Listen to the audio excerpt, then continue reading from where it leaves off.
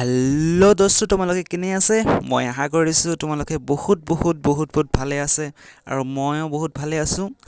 আজি মই তোমালোকৰ মাজত পুনৰবাৰ এটা নতুন ভিডিঅ' লৈ আহিলোঁ সো আজিৰ আমাৰ ভিডিঅ'টো কি হ'ব অপহৰণ বিক্ৰিয়া আৰু দ্বিঅপহৰণ বিক্ৰিয়া কি হয় আৰু এইটো আমি অতি সহজৰে এটা গল্পৰ মাধ্যমেৰে বুজিম লগতে তোমালোকে যিকোনো অপহৰণ বিক্ৰিয়া কোনটো দ্বিঅপহৰণ বিক্ৰিয়া তোমালোকে যদি এক্সামত আহে তোমালোকে অতি সহজে কৰিব পাৰিবা আমাৰ এই ভিডিঅ'টো দেখাৰ পিছতে ওকে সো তোমালোকে ইয়াৰ আগত যিবিলাক ভিডিঅ' আপলোড দি আছে এইবিলাক যদি চোৱা নাই তেনেহ'লে এইবিলাক ভিডিঅ' চাই ল'বা তাৰপিছতহে এইটো ভিডিঅ' চোৱা কাৰণ সেইবিলাক যে বুজি নাই পোৱা তেনেহ'লে এইবিলাকতো বুজিব নোৱাৰিবা অপহৰণ বিক্ৰীৰ ওপৰত জানিব ভালদৰে নোৱাৰিবা তাৰ কাৰণে ইয়াৰ আগৰ ভিডিঅ' আমাৰ সন্তৰণৰ ওপৰত দিয়া হৈছিল আৰু লগতে সংযোজন বিক্ৰীৰ ওপৰত দিয়া আছিল সো তোমালোকে এই দুইটা ভিডিঅ' দিয়ে থাকি আমাৰ ডেছক্ৰিপশ্যনত লিংক দিয়ে থাকিব তোমালোকে তাতকৈ চাব পাৰিবা বলা পলম নকৰি ভিডিঅ'টো আৰম্ভ কৰি দিওঁ প্ৰথমতে আমি অপহৰণ বিক্ৰিয়াটোৰ ডেফিনেশ্যনটো চাই বুজি লওঁ যে অপহৰণ বিক্ৰিয়াটো কি হয় যে অপহৰণ বিক্ৰিয়া কাক বোলে আমি অপহৰণ বিক্ৰিয়াটো কাক বোলে যে জীৱ ৰাসায়নিক বিক্ৰিয়াত বেছি সক্ৰিয় ধাতু এটাই তাতকৈ কম সক্ৰিয় ধাতু এটাক তাৰ যৌগৰ পৰা অপসাৰিত কৰে বা আঁতৰাই দিয়ে তাকে অপহৰণ বিক্ৰিয়া বুলি কোৱা হয় সো তোমালোকৰ মাইণ্ডত এনেকুৱা আহি আছে প্ৰশ্ন যে অপহৰণ মানেনো কি অপহৰণ মানেনো হয় যে আমি সাধাৰণতে অপহৰণক ক'ব পাৰোঁ যে আঁতৰাই দিয়া বা খেদি দিয়া আঁতৰাই দিয়া ওকে মই তোমালোকক এই বিক্ৰিয়াটো এটা গল্পৰ মাধ্যমেৰে বুজাই দি আছোঁ যে এজন ল'ৰা আছে তাৰ নাম আছে ৰাহুল এই ৰাহুল ল'ৰাজন এজন দুৰ্বল ল'ৰা হয় আৰু তেওঁৰ এটা ঘৰ আছে আন এজন ল'ৰা আছে তেওঁৰ নাম আছে ৰাজু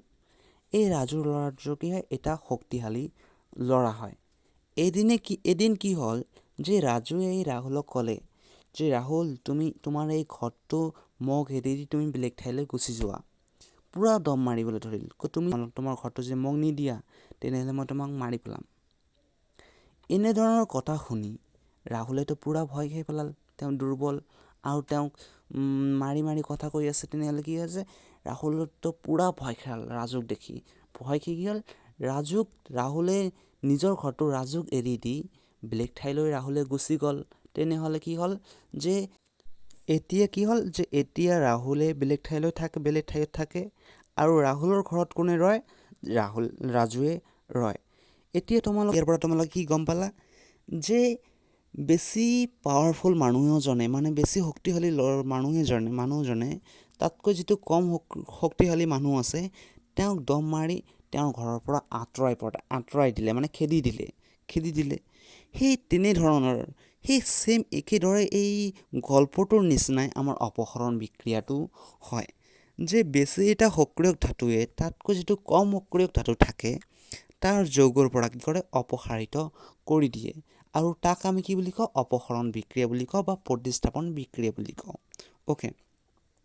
যে তোমালোকক মই ইয়াত কি লিখিছোঁ তোমালোকক এটা কি দি আছোঁ যে ইয়াত এটা এই তালিকাখন তোমালোকে কি কৰিবা ভালদৰে পঢ়ি ল'বা কাৰণ তোমালোকে যে এই তালিকাখন ভালদৰে যদি মুখস্থ নকৰা তেনেহ'লে তোমালোকে ধৰিব নোৱাৰিবা যে কোনটো বেছি সক্ৰিয় বা কোনটো কম সক্ৰিয় সেইকাৰণে তোমালোকে এইকেইটা তোমালোকে ভালদৰে মনত ৰাখিবা ওকে আৰু আমাৰ এই তালিকাখনত কি হয় যে ওপৰৰ পৰা তললৈ ধাতুৰ সক্ৰিয়তা কি আছে কমি আছে সকলোতকৈ বেছি সক্ৰিয় কি আছে পটাছিয়াম তাৰ কাৰণে ছ'ডিয়াম এনেকৈ কি আছে ওপৰৰ পৰা যিমানে তললৈ আহি আছে ইমানে সক্ৰিয়তা কমি আছে ওকে এতিয়া মই তোমালোকক এটা এক্সাম্পল দি বুজাই দি আছোঁ ৰিয়েকশ্যনটো মই ইয়াত কিনিলোঁ যে ছ'ডিয়াম প্লাছ HCl মানে হাইড্ৰক্লৰিক এচিড এতিয়া কি হ'ল যে ছ'ডিয়াম যিহেতু আমাৰ বেছি সক্ৰিয় ধাতু আৰু তাতকৈ কম সক্ৰিয় ধাতু কোনটো হয় হাইড্ৰজেন হয় এতিয়া কি কৰিব যে ছ'ডিয়ামে তাতকৈ যিটো কম সক্ৰিয় ধাতু আছে হাইড্ৰজেন ইয়াক তাৰ যৌগৰ পৰা অপসাৰিত কৰিব যে মই তোমালোকক এই গল্পৰ মাধ্যমতে বুজাই দিছোঁ যে বেছি সক্ৰিয় ধাতুটো কি কৰে তাতকৈ কম সক্ৰিয় ধাতুটোক তাৰ যৌগৰ পৰা খেদি পঠাই দিয়ে মানে আঁতৰাই দিয়ে এতিয়া কি হ'ল যে ছ'ডিয়ামে হাইড্ৰজেনক আঁতৰাই দিল এতিয়া ক্লৰিন অকলশৰীয়া হৈ আছে নে নাই আছে এতিয়া কি হ'ব যে ছ'ডিয়ামে আহি হাইড্ৰজেনৰ ঠাইত আহি বহি যাব তেনেহ'লে ইয়াত কি হ'ব যে NaCl মানে ছ'ডিয়াম ক্লৰাইড